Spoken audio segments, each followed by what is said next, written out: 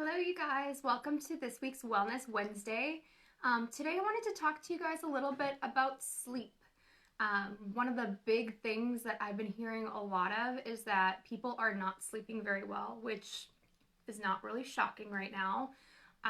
One of the big things that interrupts sleep cycles is stress. And shocking, we're kind of all stressed right now, which is not surprising. So I kind of wanted to talk about different ways that we can help to improve our sleep. So right now, people's schedules have kind of been thrown off, whether you have been furloughed, laid off, or you're working overtime. Schedules have kind of been running amok, and one of the best ways to get your sleep schedule or your sleep improved is to get your schedule back on track. And I know for a lot of people that's like, well, okay, but I can't go shopping, I can't do my normal things. Creating a new routine right now is really helpful. And that includes creating a sleep routine. Right now, with being completely off, a lot of people are staying up later, waking up later, but that completely throws our body off from what it's known for how many years. So trying to create some semblance of what our body has known for so long as a sleep routine is really helpful. And kind of trying to create that consistency as well. Other things like making sure that, I know we all want to be looking at the news, checking our phone for the latest updates because things are literally changing by the hour right now.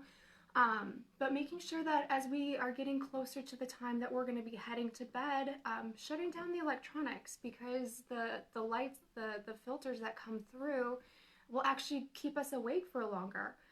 There's a reason that on a lot of our phones we'll have that ambient light setting that'll come on at a certain point in time because the blue light that comes out of technology and screens will actually affect the brain waves that we have going on that tends to keep us awake longer.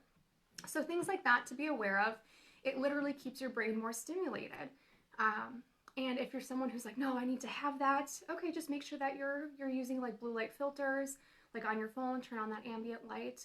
Things like blue light filter glasses are really helpful. And then when it's time to go to bed, make sure you still have a routine. One of my favorite things that's really helpful is like yoga. There's a lot of really good yoga out there that can help to put yourself in more of a mindful state of relaxation. One of our favorite, as a clinic, favorite yogas that you can do from YouTube is Yoga by Adriene. And I can actually put a link in there too. She has a bunch of great bedtime routines that are anywhere from 5 minutes to 20 minutes that can just get your body into a better state of relaxation so that you're more awake or you're more ready to go to sleep. If you're just laying there thinking and your mind is racing, doing like the 5 things where you're laying in bed and you focus on 5 things that you can see, 5 things that you can hear, 5 things that you can touch, 5 things that you can smell. Maybe you don't want to do smell when you're in bed. But doing the 5 things, and once you do that, then go down to 4. So your mind is focused on something, but it's not focused on racing. So you're giving it that task. It's that monkey brain. It's giving that task to focus on something, but it's not something that's going to keep you awake. So that's also really helpful. If you're someone who's like, no, I can fall asleep, I just can't stay asleep. Oftentimes that can still be stress induced, but it can also be a chemical imbalance as far as like a lot of times our GABA, which is a neurotransmitter, that can be low.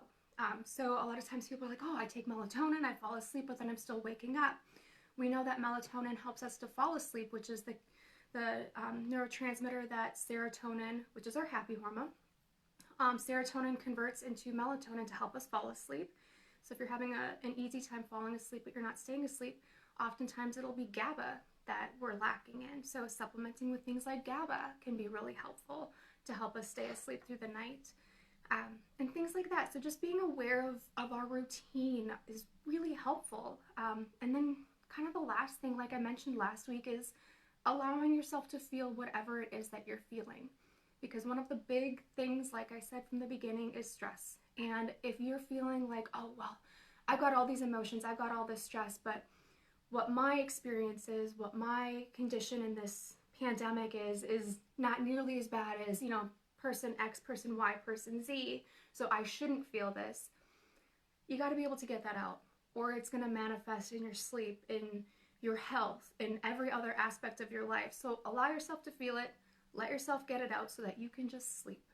Because sleep is when our body heals, it's when it recharges, it's when it regenerates. And if we're not sleeping, it's gonna affect the rest of how we're doing in the rest of our lives. So I'll post the Yoga by Adriene because, like I said, I love it.